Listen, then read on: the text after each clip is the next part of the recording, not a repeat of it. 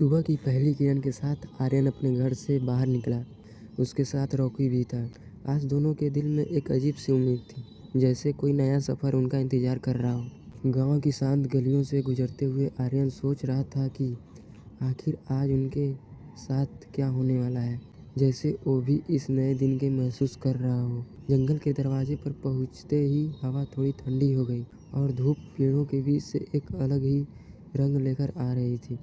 ये कोई आम जंगल नहीं था, कुछ तो ज़रूर छुपा हुआ था यहाँ। थोड़ी देर बाद आर्यन को एक पुरानी लकड़ी की तख्ती मिली जिसमें अजीब निशान बने थे। लगता था जैसे किसी ने ये रास्ता खास उन दोनों के लिए छोड़ा हो। जंगल की गहराइयों में चमकने वाला प्रकाश आर्यन को और आगे खींच रहा था। फिर अचानक जमीन हल्की सी हिलने लगी और आर्यन पत्थरों के बीच एक गुप्त रास्ता खुल गया। आर्यन ने रॉकी की तरफ देखा और आगे बढ़ने लगा। उनके सामने एक खूबसूरत घाटी थी, इतनी शांत कि जैसे हवा भी कहानी सुना रही हो। आर्यन नीचे उतरने लगा और रॉकी भी उसके साथ धीरे धीरे आने लगा। घाटी के बीच एक बड़ी सी झरने के पीछे छुपा था एक प्राचीन द्वार। पानी का पर्दा हटेगा तो पुराने युग का राज सामने आ जाएगा। अचानक उनके सामने एक छुपा हुआ रास्ता खुल गया।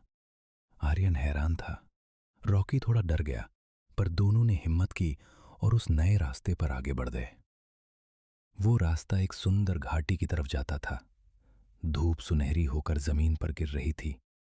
आर्यन को अपनी आंखों पर यकीन नहीं हो रहा था।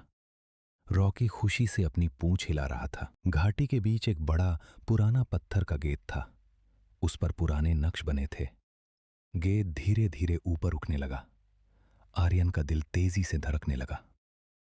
गेट के अंदर से नीली चमकती रोशनी आ रही थी, जैसे कोई पुरानी शक्ति सालों से छुपी हो। आर्यन ने रॉकी की तरफ देखा और दोनों अंदर चले गए। अंदर एक लंबी सुरंग थी। दीवारों पर चमकते हुए निशान थे। सुरंग में एक अजीब सी शांति थी। हर कदम पर रोशनी हल्की हल्की हिलती थी। सुरंग के आखिर में एक छोटा कमरा था। बीच में एक पत्थर का स्टैंड और उसके ऊपर हवा में तैरता हुआ एक चमकता ऑर्ब। दोनों उसे देखकर चौंक गए। सुरंग के आखिर में एक छोटा कमरा था। बीच में एक पत्थर का स्टैंड और उसके ऊपर हवा में तैरता हुआ एक चमकता ऑर्ब। दोनों उसे देखकर चौंक गए। आर्यन धीरे धीरे ऑर्ब के पास गया। रॉकी उसके पास चिपक कर खड़ा था। कमरे में एक अलग तरह की ऊर्जा फैलने लगी थी। मंदिर की दीवारें टूटने लगी। आर्यन ने रॉकी को गले लगाया और तेजी से भागने लगा। पत्थर गिर रहे थे, धूल उड़ रही थी और मंदिर टूट रहा था। दोनों बहुत मुश्किल से बाहर निकल रहे थे। उसने रॉकी को और कस के पकड़ा और दोनों बाहर की तरफ भागे। आखिरकार दोनों सुरक्षित बाहर आ गए। बाहर आते ही ऑर्ब की रोशनी से पूरी घाटी चमक उठी। सब कुछ शांत हो गया। हवा बिल्कुल हल्का सा म्यूजिक जैसी लग रही थी, जैसे पूरा जंगल उन्हें धन्यवाद कह रहा हो। सूरज ढल रहा था। आर्यन और रॉकी पहाड़ी के ऊपर बैठ गए। आर्यन के हाथ में वो ग्लोइंग ऑर्ब था और रॉकी उसके पास आराम से बैठा था। दोनों आसमान की तरफ देख रहे थे और आर्यन को महसूस हुआ ये सफर यहीं खत्म नहीं होता, ये तो सिर्फ शुरुआत थी।